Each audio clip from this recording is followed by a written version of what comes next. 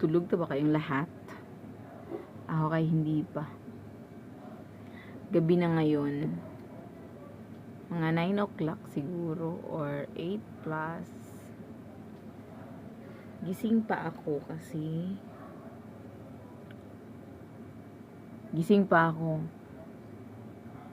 kasi nag-ayos ako dito sa tindahan. Hindi ako nag-grocery. Pero buong araw akong wala sa tindahan. Yung anak ko lang ang nagbantay sa tindahan. So umaga pa lang, pagising ko sa umaga, nag-prepare na kami kasi meron kaming blood test or blood chem ba yun? Basta test po siya. Sinamahan ko po yung asawa ko nag blood test. Ngayon, after namin nagpa-blood test, pumunta kami sa Nissan. Dahil magpa-change oil or overall check-up sa lakyan. Kaya dapat every year siya.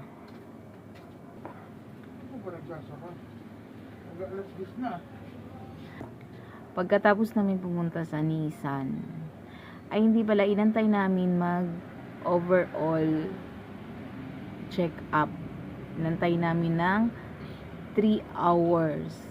Pero hindi nasunod yung 3 hours. 9 nag-start.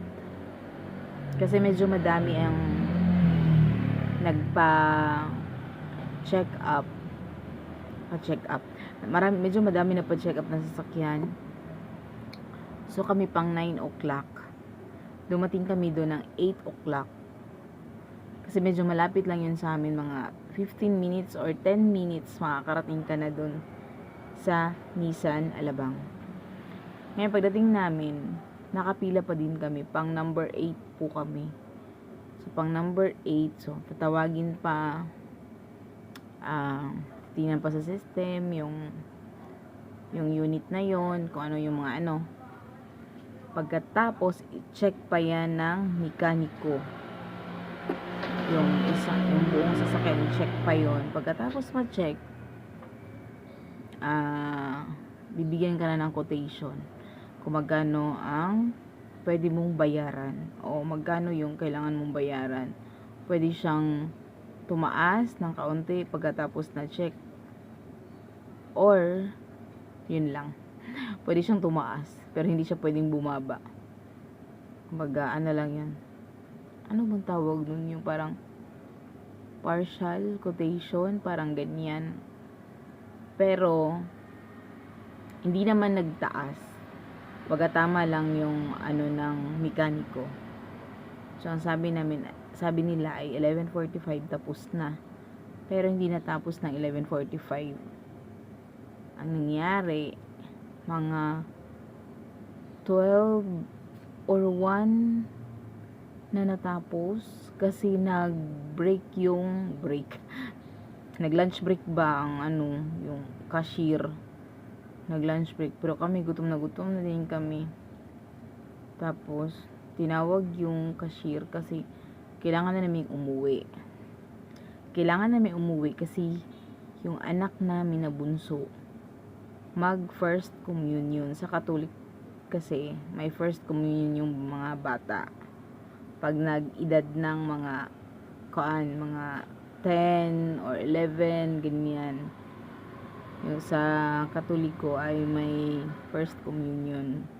Ewan ko lang sa iba kung anong tawag sa kanila, basta may iba-iba tayong mga iba't tinuuhan ba. Tapos katapos namin magtanghalian sa bahay, hinatid na namin yung bunso naming anak doon sa simbahan. Pinasamahan na lang namin sa anak namin na panganay, yung kapatid niya, kasi kailangan naming bumalik sa doktor. kukunin namin yung result, tapos ipabasa namin sa doktor para bigyan kami ng gamot uli, bagong gamot.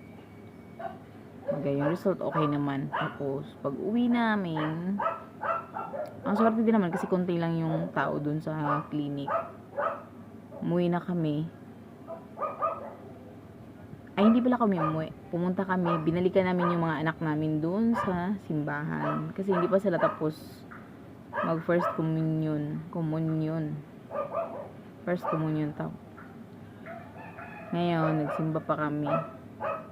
Pagkatapos nun, umuwi na kami sa bahay. Medyo pagod na kami. Nakakapagod kasi kahapon pa po kami nasa labas. Kumbaga, dami naman ginawa. Gusto kong tapusin kanina kasi bukas, araw ng linggo ay mamalengke kami bukas.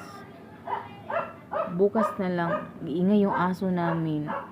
Bukas na lang kami mamalengke, araw ng linggo kasi wala kaming time kanina. At kahapon, hindi namin kayang pagsabay kasi pag sa palengke po kasi di ba napapagod tayo. Kaya ngayon, mag-bye-bye na ako. Mag-good night na ako sa inyo at matulog na ako at antok na talaga. Good night sa inyong lahat.